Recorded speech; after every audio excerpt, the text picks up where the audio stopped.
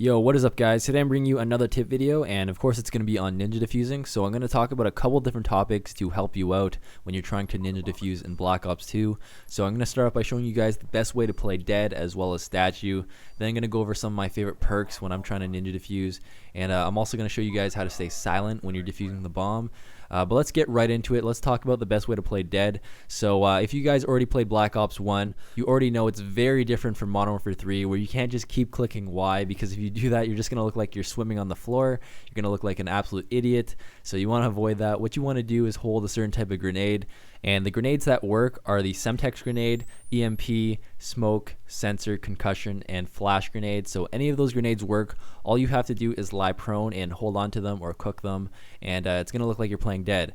It's not going to look as good as it did in Modern Warfare 3, but it's going to make your character a little smaller, and it's going to look a lot better than if you were doing nothing.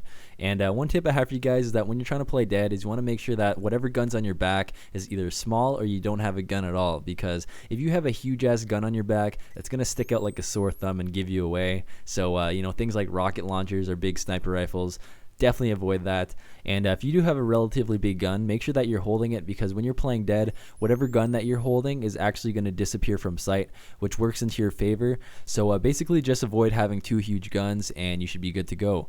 Alright, now I'm going to show you guys how to statue in Black Ops 2, and this is pretty much the same as the last few games, so it's pretty obvious. All you have to do is hold the tomahawk or combat axe, whatever you want to call it. But you do have another choice here. You could actually hold the shock charge, and you're also going to look like you're statuing, which is great because they're in different slots, so you have a choice there. You know, sometimes you might not want to use a tomahawk or combat axe. It gives you another choice in the other slot in your secondary grenade or tactical grenade, and that could be used to statue as well. And it's the same thing as when you're playing dead, in the way that whatever gun you're holding is going to disappear. So if you do have a big weapon, make sure that you're holding it. It's not a huge deal like it is when you're playing dead, because your back's most likely going to be towards a wall. But if you do have a choice, you might as well be holding your bigger weapon, so that way it disappears.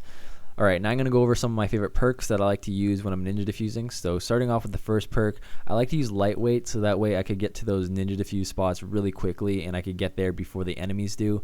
And the other perk that I like to use in the first tier slot is the ghost perk, and that obviously keeps you off the enemy minimap. And I only like using this when I know I'm going to be moving around, because if you're not moving around and you're just playing dead or hiding near the bomb site, you're going to be given away if they have the UAV, of course, because like I talked about in my last video, you have to be moving a certain amount in order to stay off the minimap when you have ghosts and they have a UAV. But now let's move on to the next perk here, and this is going to have to be cold-blooded, and this is actually the most important perk in my opinion to use when you're ninja diffusing, because it's going to make sure that you don't have that huge ass red lettered name above your head, and that could really give you away if you're trying to play dead near the bomb site. So yeah, definitely use cold-blooded. And the last perk that I like to use is either extreme conditioning or dead silence, and the reason why I use extreme conditioning is the same thing as lightweight. I just want to get to those bomb sites as quick as possible, and dead silence obviously keeps you silent, but I just don't find it that important in this game, because sound whoring is a lot more difficult.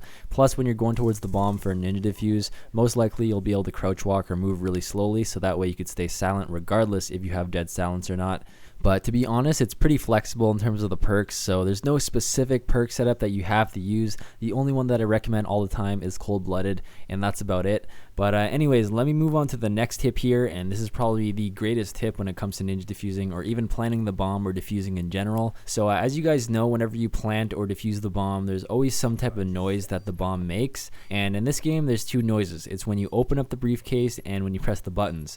But the sound that gives you away the most is when you're pressing the buttons. That shit is so loud, so the way you deal with that is you could be completely silent, and it does not matter what perk you have on. All you have to do is spin while you're defusing or planting the bomb, and that will avoid any noises coming from the buttons. And of course, it's going to be a lot easier to pull off ninja diffuses like this. So just make sure that you're either crouching or standing up, because when you try to spin in circles while you're prone, unfortunately it doesn't keep you silent when you're defusing the bomb. And also, the sound when you open up the briefcase is always going to be there regardless of what you do, so that's one thing that we have to deal with. But it's definitely not as loud as the buttons, so it's not really a big deal. And also, I want to mention that a lot of times in these clips that you see me ninja diffusing, you'll see that I'm not even spinning around in circles, and there's two reasons for that. One, a lot of times those people are too stupid to even hear the bomb, and the second reason why it's in a lot of my clips is because I was doing these ninja diffuses before I found out that spinning in circles keeps you silent when you're defusing the bomb. And to be quite honest, I mean, it really depends on the enemy. If they're really stupid, you could pull off almost anything, and I just want to stress that there's no one specific way you should be ninja diffusing all the time. I think one of the coolest things is just trying out different stuff, being creative, and just making the enemy look stupid. But this is kind of just like a basic idea to where to start off when you're ninja diffusing, and I think it would be really awesome if you guys could send me some of your clips if you ever get a unique type of ninja diffuse. I think it would be kind of cool to have a subscriber ninja diffuse montage, or maybe even a top 5 ninja diffuse video. And by the way guys, as a side note, I'm still planning to continue with shotguns, and that will probably be out next week. I'm still just getting some gameplay, getting used to the game, so I don't want to put out a premature video. I want to try to get a better complete idea of the shotguns. And also, you could send me your shotgun clips whenever you want, because I'm still going to be doing shotgun montages. And I just decided not to do the shotgun top 5 plays, and the reason why is because I just find for shotguns it's a lot better if I use them for montages, because I find it a lot more entertaining. And also for top 5, I just feel like there's less creative things you could do with shotgun clips. You know, most of them are just really beast and very similar, so I just find that they're better for montages rather than top 5 plays. But once again, just send me any of your clips, whether it be shotgun clips, funny clips, ninja diffuse clips, anything like that. I'll definitely put them together and make some cool videos with them. But anyways guys, that's about it for this video. So hope you guys enjoyed it. Hope it helps you out to get a couple ninja diffuses in Black Ops 2. And once again, just make sure to send me any of your cool clips. That'd be really awesome. And yeah, I'll see you guys later. Peace.